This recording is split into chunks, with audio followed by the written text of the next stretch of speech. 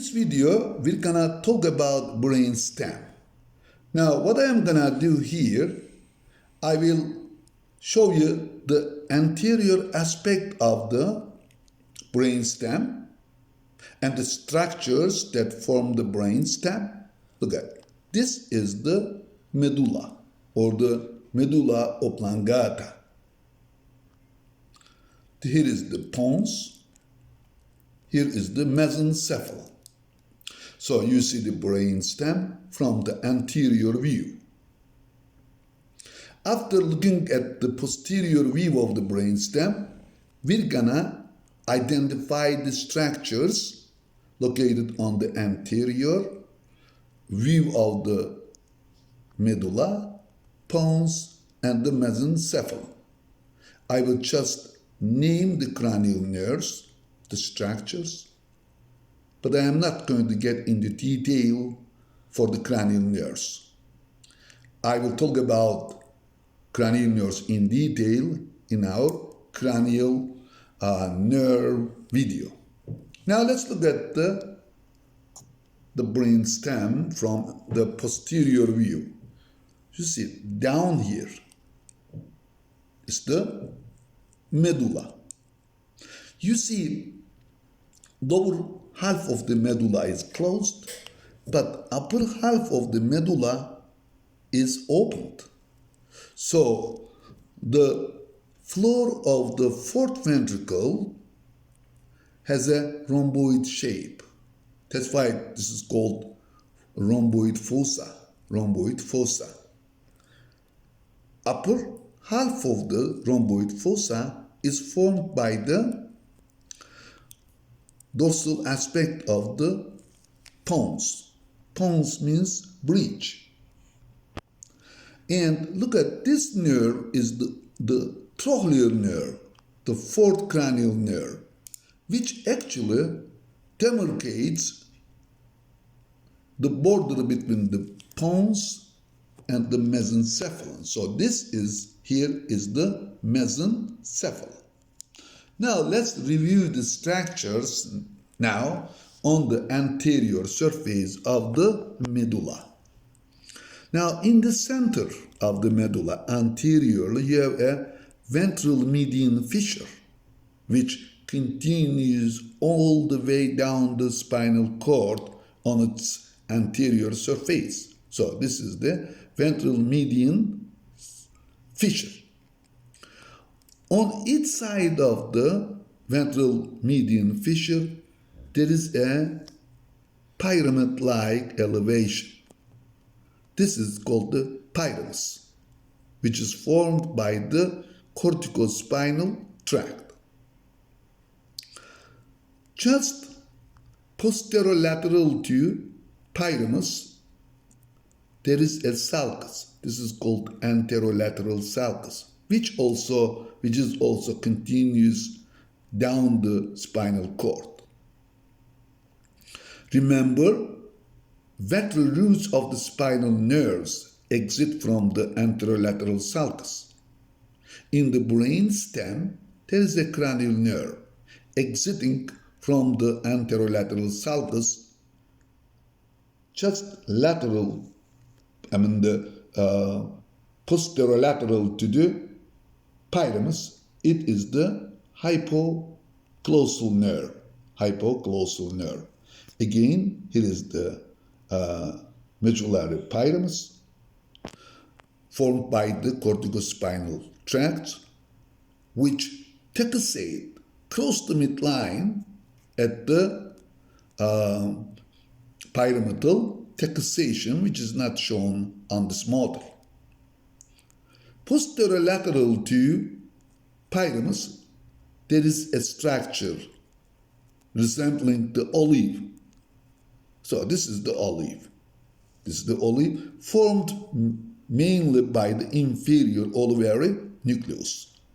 Behind the olive, there is a sulcus. It's called the retroolivary sulcus, from which, superior to the inferior, three cranial nerves exit, which are this one, ninth cranial nerve, the glossopharyngeal nerve, the vagus, the crazy nerve, the 10th cranial nerve vagus, and then the cranial part of the accessory nerve, 11th cranial nerve. And now let's look at the pons here. Here is the pons. In the center of the pons, in the middle of the pons, there is a sulcus called the basilar sulcus. In life, the basilar artery runs in the basilar sulcus.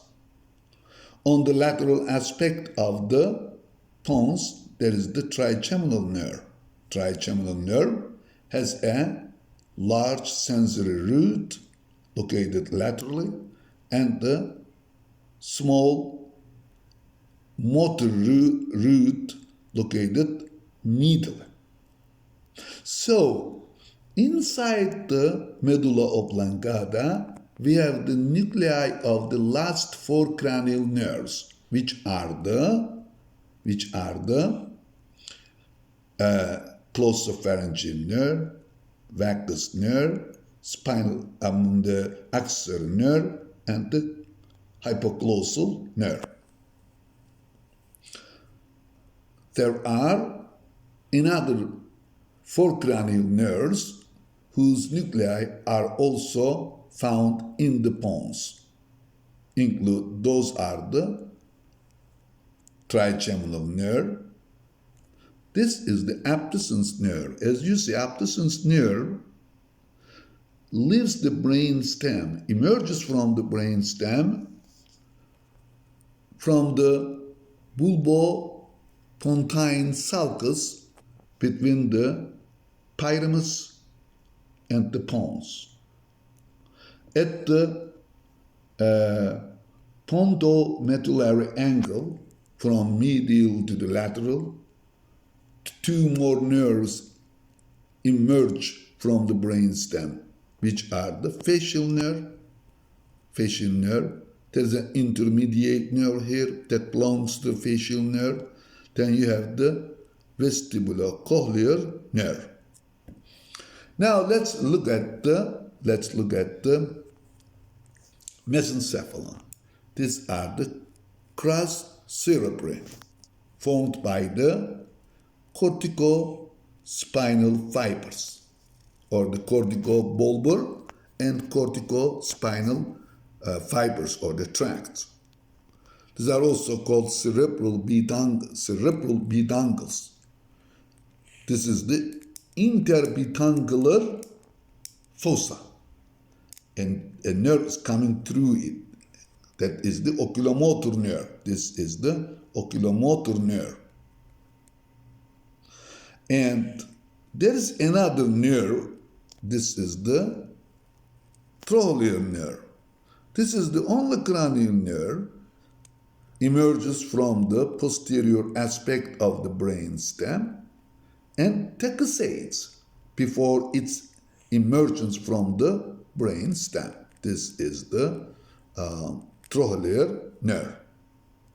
Now let's look at the posterior aspect of the brain and stem. Again, this is the medulla oblongata. Here is the pons and the mesencephalon.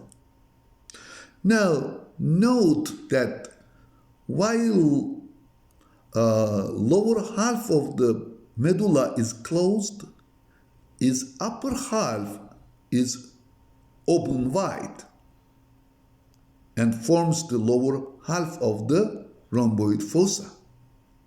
Now, first of all, let's look at the closed medulla, or lower half of the medulla.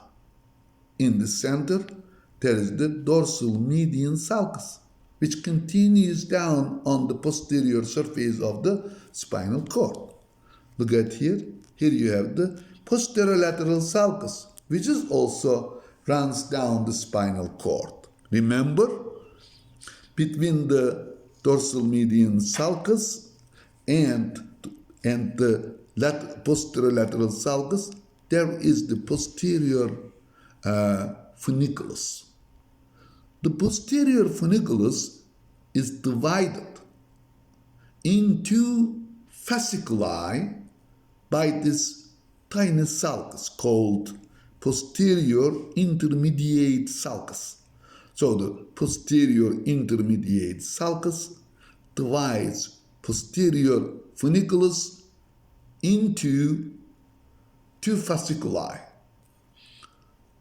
On both sides of the dorsal median sulcus, there is the crassal fascicle, or the fasciculus crassus. At the upper end of the fasciculus crassus, there is an elevation called crassal tubercle. Crassal tubercle is formed by the crassal nucleus. Anterolateral to the crassal fascicle or the fasciculus crassus, there is the cuneate fasciculus or the fasciculus cuneatus. At the top of the cuneate fascicle, there is an elevation that's called the cuneate tubercle, which is formed by the cuneate nucleus. So the cuneate and crassal nuclei contain the second order neurons for the dorsal column lemniscal pathway or the tract.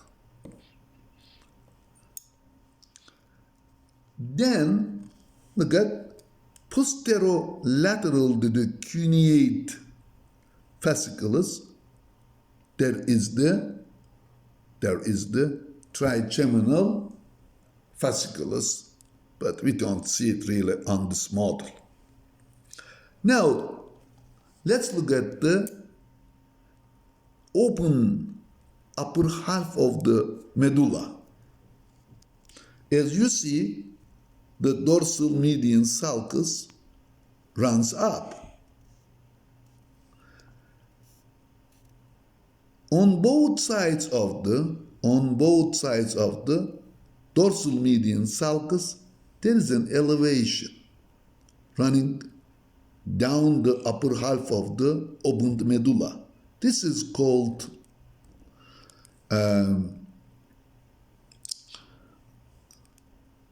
medial eminentia medialis, eminentia, or the medial eminence, medial eminence. In the middle of the medial eminence, there is a more prominent elevation, which is called facial colliculus. Facial colliculus is formed when the facial nerve fibers loops around the abducens nucleus before its emergence from the brainstem. At the lower end of the medial eminence, there are two trigon-shaped elevations. The lower one here is called the vagal trigon. Vagal trigon, which is formed by the parasympathetic nucleus of the vagus nerve. That is the dorsal nucleus of vagus. There is another trigon up here. This is called the hypoglossal trigon, which is formed by the nucleus of hypoglossal nerve. This medial eminence laterally limited or bounded by sulcus limitans. Sulcus limitans. There is a depression, small depression at the lower end of the sulcus limitans called the inferior fovea. At the upper end of the sulcus limitans, there is a depression called the superior fovea. Superolateral to the superior fovea, there is a bluish-grayish area called locus coeruleus, where is the side, major side, producing noradrenaline or norepinephrine. in the brain. Now, this part is the lateral recess of the rhomboid fossa. Remember, rhomboid fossa is the floor of the fourth ventricle. And here is the lateral recess. In the lateral recess, we have two different nuclei group. Medially, there is the vestibular nuclei. Vestibular nuclei. Laterally, you have the cochlear nuclei. Cochlear nuclei. At the lateral end of the lateral recess, there is an opening called lateral aperture, or the foramen of Luschka. So you have the two foramen of Luschka. And in the middle of the lower half of the roof of the fourth ventricle, there is another defect that is called median aperture, or the foramen of Magendie, through which the CSF, cerebrospinal fluid, circulates into the subarachnoid space. Now,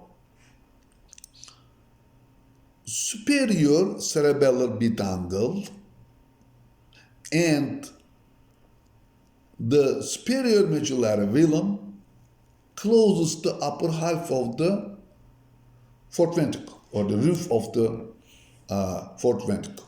Inferiorly, inferior medullary velum closes lower half of the roof of the fourth ventricle. And the attachment of the lower medullary velum to the medulla looks like a band. That's called tenia. And this tenia meet in the midline and forms a barrier called obex. Right above the obex, between obex and the vagal trachea, there is an area called area postrema, which is the center for vomit center. This is around the area postrema. There is no blood-brain barrier, because this area postrema detects toxins in the blood and stimulates the vomiting if it is necessary. Now here, this is the superior cerebellar bitangle connecting mesencephalon to the cerebellum. Here is the inferior cerebellar bitangle connecting bulbus to the cerebellum. This is the middle cerebellar bitangle connecting pons to the cerebellum. Now let's look at the mesencephalon, posterior aspect of the mesencephalon. Here you have the superior colliculi,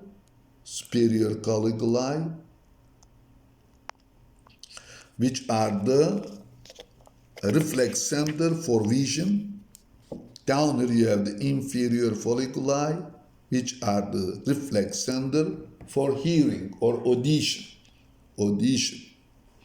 Look at this one here. Here you have the inferior brachium of inferior colliculus, which connects inferior.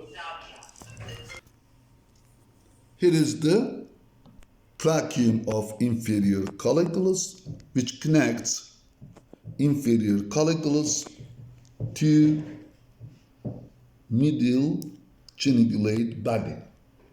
So inferior colliculus and medial cingulate body are found on the pathways of hearing. Now this is the brachium of superior colliculus, which connects superior colliculus to the lateral geniculate body. So the inside the lateral geniculate body, there are the fourth neurons or the fourth order neurons of the visual pathways. Visual pathways. Now, here, lateral geniculate body and the medial geniculate body together make up the metathalamus. Metathalamus. Now, diencephalon is not part of the brainstem, but on this model, we can also study the diencephalon. So I will do that. Remember, diencephalon is surrounded by hemispheres anteriorly, posteriorly, superiorly, and laterally. Only inferiorly we can see some parts of the diencephalon, which include the optic chiasm. This is the optic nerve. Is the optic chiasm, optic tract, tubercinarium. In the middle of the tubercinarium, the infundibulum originates, and the mammillary bodies. These belong to diencephalon. Now, let's look at inside the brainstem. Let me use this one here. Maybe this will be better. Look at here. This is the continuation of the central canal. Suddenly becomes enlarged and forms the lower half of the fourth ventricle. Right here you have the obex. Right above it you have the area postrema. And this median posterior sulcus continues superiorly with the aqueduct of mesencephaly or the sylvius, which connects third ventricle to the fourth ventricle. Remember, in the cavity of the diencephalon, we have the third ventricle. Here is the foramen of Monroe or the interventricular foramen, which connects lateral ventricle to the third ventricle. You have one on the left side, one on the right side. And this area is the diencephalon. You see, this area is the diencephalon. We divide diencephalon into 5 different regions. And each of them has the term thalamus, thalamic. Thalamus means in ancient Greek, chamber with no windows or doors, a closed chamber. Well, this hypothalamic sulcus divides the diencephalon into dorsal diencephalon and the ventral diencephalon. The dorsal diencephalon consists of dorsal thalamus, but this dorsal thalamus always called thalamus. Yes, it is dorsal thalamus, but we call it thalamus, okay? In the center of the dorsal thalamus or the thalamus, we have the interthalamic adhesion. There are lots of important nuclei in the thalamus. And we study in detail the VPL and the VPM of the thalamus. Here is the hypothalamus, surrounded by anterior commissure, lamina terminalis, optic chiasm, infundibulum, tubercinarium, and the mammillary body. Look at this area is the ventral thalamus, but we call this ventral thalamus the subthalamus. So between the mesencephalon and the thalamus, this area is the subthalamus. Subthalamus has subthalamic nucleus and upper parts of the red nucleus and the substantia nigra. Look at this area is the epithalamus. Epithalamus. Epithalamus consists of pineal gland or the epiphyseal gland, posterior commissure, habenuli, okay, habenular trigone right here, and the habenular commissure, which connects pineal gland to the diencephalon. So, thalamus, subthalamus, hypothalamus, epithalamus, then we have the metathalamus, which is right here. This is the metathalamus, consisting of lateral geniculate body and the medial geniculate body. Well, this is the pulvinar thalami, which is part of the thalamus,